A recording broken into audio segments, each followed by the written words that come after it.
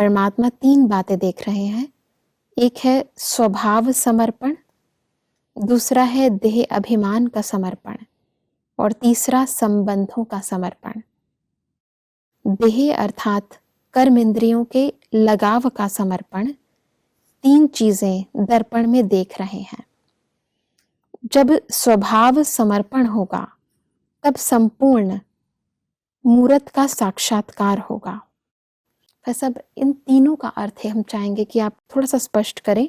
स्वभाव समर्पण, देह अभिमान समर्पण और संबंध समर्पण। जिस परिवार में, जिस खानदान में हमारा जन्म हुआ, पालना हुई, उसके आधार से कुछ स्वभाव बनते गए, आदतें जिनको हम कहते हैं जी। वो आदतें अगर पिछली चलती आती हैं जी। तो समर्पित जीवन में जब हम ब्रह्मा कुमार ब्रह्मा कुमारी बनते हैं, ईश्वरीय सेवा में लगते हैं जी, तो वो आदतें रुकावट डालती हैं। हाँ जी। उन पुरानी आदतों को समर्पित करना, परमात्मा के आगे अर्पित कर देना, क्योंकि पिछले जन्म की हो गई, अभी हम उस जीवन से नए जीवन में आ गए।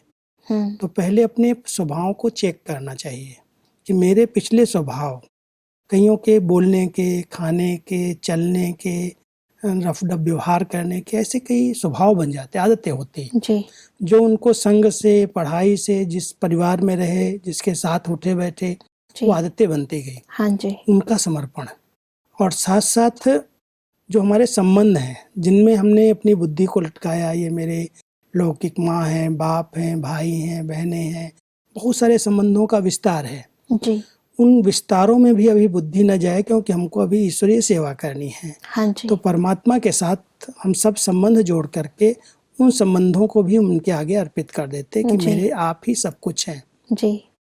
और साथ साथ संबंध और स्वभाव के साथ ये जो देह अभिमान है जी, जो कर्म इंद्रियां हैं, उनकी आकर्षण में आत्मा अभी तक फंसी हुई है। ये समर्पण सबसे बड़ा समर्पण है, क्योंकि हम देह के साथ निरंतर हैं। हाँ, देह के बिना हम कुछ कर भी नहीं सकते, लेकिन देह की आकर्षण, ये 5 कर्म इंद्रियां जो मुख्य हैं, हाथ, नाक, मुख, कान, आंखें, ये आत्मा को बार बार अपनी तरफ खींचती हैं।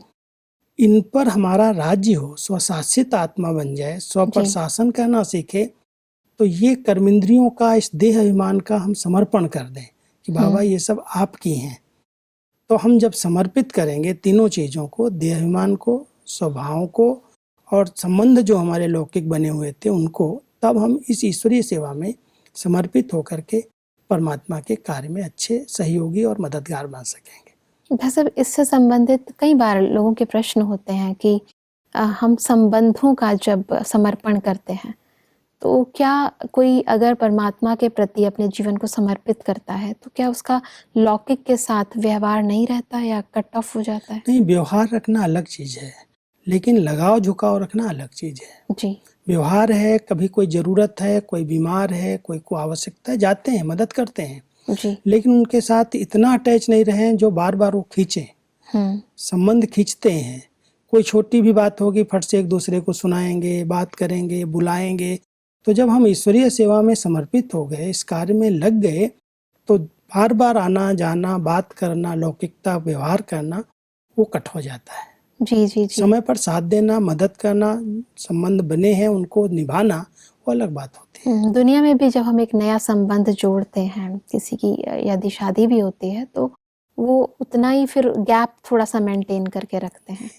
तो जब आगे चलकर परमात्मा कहते हैं कि सुहाग की निशानी होती है बिंदी, चिंदी और बिंदी दोनों होते हैं। तो जो सदा सुहागिन है उनकी बिंदी रूप की स्मृति सदा कायम रहती है। अगर यह बिंदी रूप की स्थिति सदा साथ है तो वो सदा सुहागिन है। तो अपने सुहाग से भाग्य को देखो, जितना सुहाग उतना भाग्य, अविनाशी सुहाग तो अविनाशी भाग्य।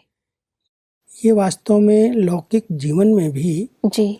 जो सुहागवती होती हैं उनको हमेशा बिंदी लगाने का अधिकार होता है। हाँ जी।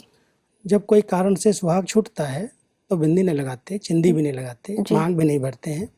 ये अलौकिक भाषा है परमात्मा की। हम सबको कहते हैं जितना तुम आत्मिक स्थिति में रहते हो, बिंदु स्वरूप की स्मृति में रहते हो, उतना परमात्मा का साथ है, सुहाग तुम्हारे साथ है। ये जी। अविनाशी सुहाग सदा कायम है।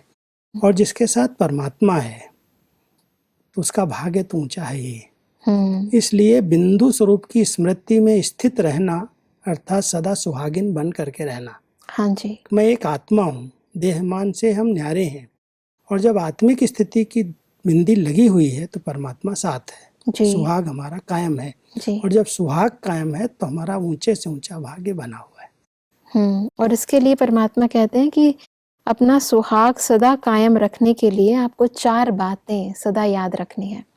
वो 4 बातें परमात्मा कहते हैं कि एक तो सदैव जीवन का उद्देश्य सामने हो, दूसरा परमात्मा का आदेश, तीसरा संदेश और चौथा स्वदेश। और परमात्मा इसको एक्सप्लेन करते हैं कि जीवन का उद्देश्य सामने होने से पुरुषार्थ तीव्र चलेगा और परमात्मा के आदेश को स्मृति में रखकर पुरुषार्थ करने से पुरुषार्थ में सफलता मिलती है।